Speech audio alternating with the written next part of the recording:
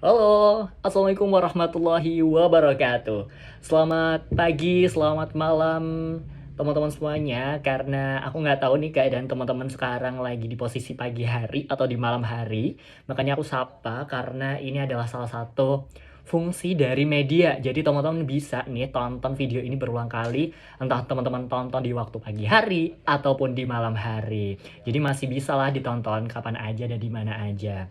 Teman-teman online yang sekarang lagi nonton, yang dimana kali ini aku mau membahas salah satu topik yang tentunya berkaitan dengan anak Gen Z banget.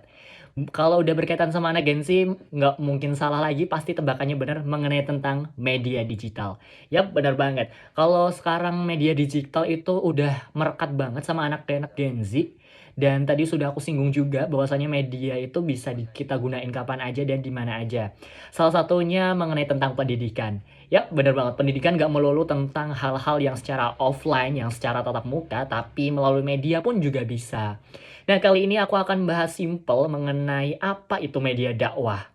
Tapi sebelum itu, perkenalkan nama aku Nugroho Cahyaneng Tias. Teman-teman bisa panggil aku Nugroho dengan NIM G00220054. Nah, kali ini teman-teman bisa nih lihat juga di atas nih ada PPT yang akan menunjukkan juga atau mempermudah teman-teman untuk memahami materi pada kali ini tentang media dakwah.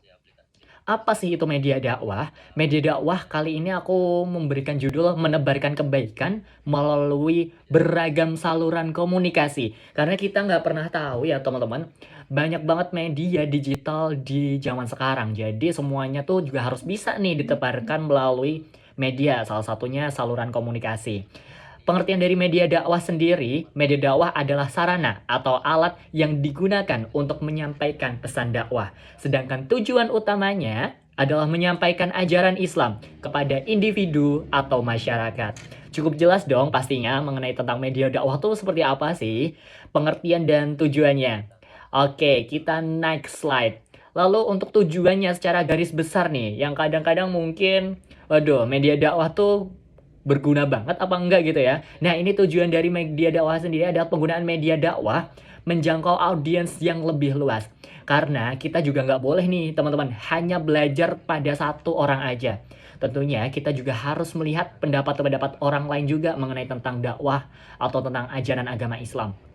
Salah satu caranya adalah melihat melalui sosial media.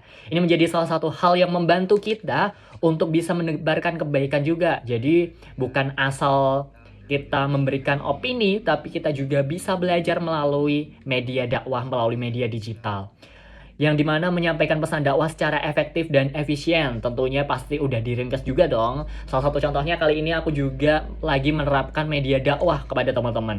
Lalu yang kedua ada menyesuaikan metode dakwah dengan perkembangan zaman. Jadi nggak melulu kita juga harus ketemu, tapi kita juga harus dong tahu, oh perkembangan zaman sekarang tuh bukan hanya tatap muka, tapi bisa lewat YouTube, TikTok, Instagram, dan lain sebagainya. Dan itu menjadi salah satu media dakwah yang harus kita terapkan. Apalagi menjadi anak Gen Z, kita juga harus bisa mengajarkan kebaikan lewat cara apapun. Kalau online juga bisa, offline juga bisa. Jadi nggak ada alasannya kalau teman-teman, aduh, aku nggak bisa ngomong di depan banyak orang. Jawabannya ada satu, lewat media. Kita next nih. Lanjut mengenai jenis-jenis media dakwah. Nah, jenis-jenis media dakwah ini ada apa aja? Yang pertama ada media lisan, seperti ceramah, khutbah, diskusi. Lalu yang kedua ada media tulisan, ada buku, majalah, artikel, dan buletin. Tentu yang ketiga ada media elektronik, ada radio, televisi, dan film, dan masih banyak lagi. Dan tentunya yang terakhir, media digital atau sosial yang sudah aku sebutkan tadi. Salah satunya adalah YouTube, Instagram, TikTok, podcast, dan website. Lanjut mengenai tentang contoh tokoh dan media dakwah. Siapa aja sih tokoh-tokoh dakwah yang udah gunain sosial media buat menebar kebaikan? Yap, ada Ustadz Hanan Ataki di YouTube-nya.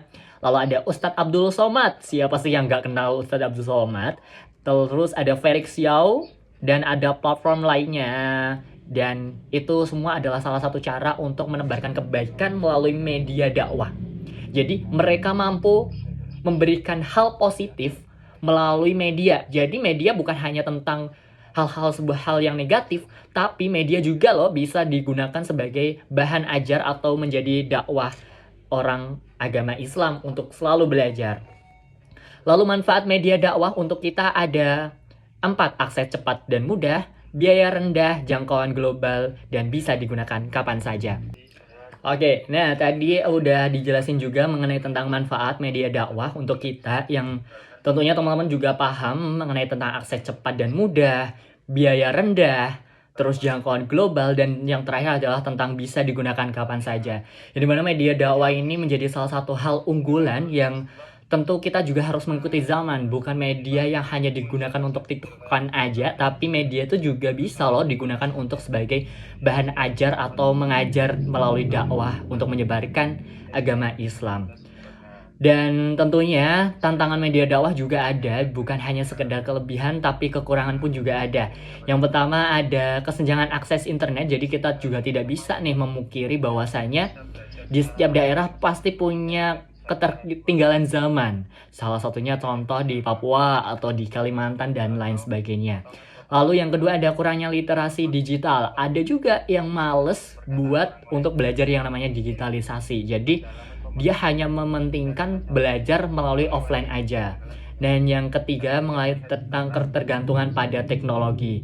Gak baik juga kalau semisal media juga digunakan secara berlebihan. Jadi kita juga harus seimbang antara media yang digunakan secara seimbang. Jadi media itu juga bisa buat hiburan boleh, tapi menjadi media untuk digunakan sebagai dakwah itu juga jauh lebih baik. Dan tidak semua daerah memiliki infrastruktur digital yang memadai. Selain itu, literasi digital juga menjadi tantangan besar. Nah, sebelum aku akhiri untuk presentasi pada kali ini, ada satu kata-kata yang perlu teman-teman ingat juga, bahwasanya media dakwah adalah alat, bukan tujuan, dan gunakan media dengan bijak untuk menyebarkan nilai-nilai Islam yang rahmatan lil alamin. Dakwah tidak harus di mimbar, tapi bisa lewat layar. Jadi teman-teman nggak perlu malu lagi kalau disuruh menjadi guru pendidikan agama Islam, karena salah satu untuk bisa menebarkan kebaikan bukan hanya melalui mimbar, bukan hanya melalui di depan kelas, tapi menjadi content creator. Dan tentunya teman-teman juga paham betul bahwasanya dakwah bukan hanya tentang di depan orang, tapi teman-teman juga bisa melalui sosial media. Jadi tebarkan kebaikan kapan saja dan di mana saja, asalkan itu baik. Dan mungkin cukup sekian dari aku, kurang lebihnya mohon maaf, dan sampai berjumpa di lain kesempatan. Terima kasih. Wassalamualaikum warahmatullahi wabarakatuh.